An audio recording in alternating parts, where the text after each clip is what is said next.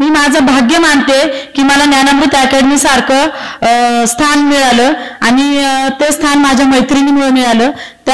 मी जेव्हा पहिल्या दिवशी ज्ञानामृत अकॅडमी जॉईन केली त्या दिवशी जे आमचे सर लक्ष्मण सर आहेत त्या सरांच्या चेहऱ्याकडे बघूनच जो काही म्हणजे जे काही विद्यार्थी आता त्यांच्या चेहऱ्याचे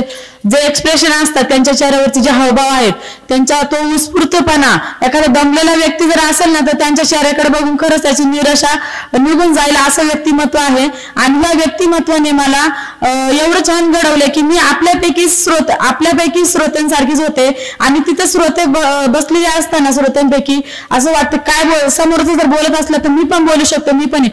इथं येऊन ही जी माझी स्टेज डेअरिंग आहे हा जो माझा डगमगलेला जो कॉन्फिडन्स होता पहिला साधं मला माईक हातामध्ये कसं धरायचा किंवा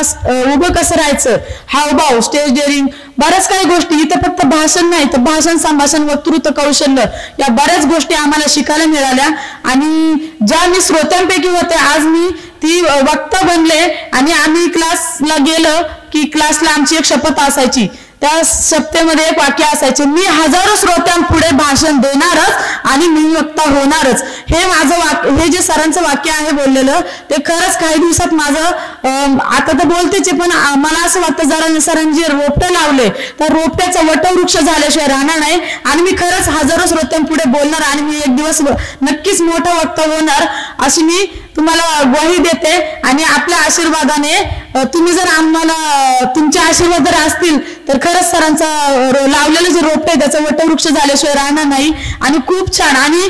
खरी गोष्ट सांगायला गेलं तर सरांचं एक वैशिष्ट्य आहे की हा जो क्लास आहे मी आजपर्यंत बरेच क्लासेस केले पण तो क्लास मर्यादित असतो। क्लास झाल्यानंतरही सरांची आम्हाला साथ सुटलेली नाही आम्हाला पदोपदी प्रत्येक ठिकाणी आणि हे जे व्यासपीठ आहे एकच ठिकाण आहे आपल्या समाजामध्ये 12ही महिने प्रत्येक ठिकाणी सण असतात सणाला प्रत्येक ठिकाणी मी आता फक्त संधी शोधण्याचं काम करत असते। जेव्हा माणसाला बोलण्याची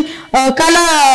त्याला वाटतं की मला बोलायला येते त्याला स्वतःला आत्मविश्वास वाढतो तेव्हा आत्मविश्वास वाढल्यानंतर तो फक्त आणि फक्त संधी शोधण्याचं काम करत असतो। तसंच माझ्यामध्ये पण झालेलं आहे माझ्या येणेरे गावामध्ये मी फक्त मला माईक दिसला की मला असं वाटतं मी तिथे जावं पण हे फक्त घडून आले ते आमच्या लक्ष्मण सरांमुळे। आणि हे असं माध्यम आहे की इथं वयाला बंधन नाही लहानापासून मी ज्या बॅचला होते त्या बॅचला खोटं सांगत नाही तर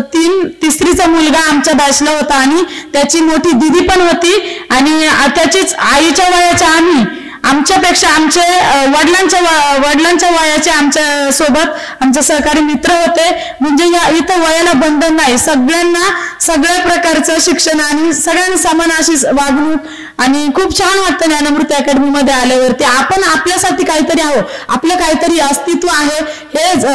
जागृत होतं। आणि एवढे बोलून मी माझे 2 शब्द संपवते। थँक्यू।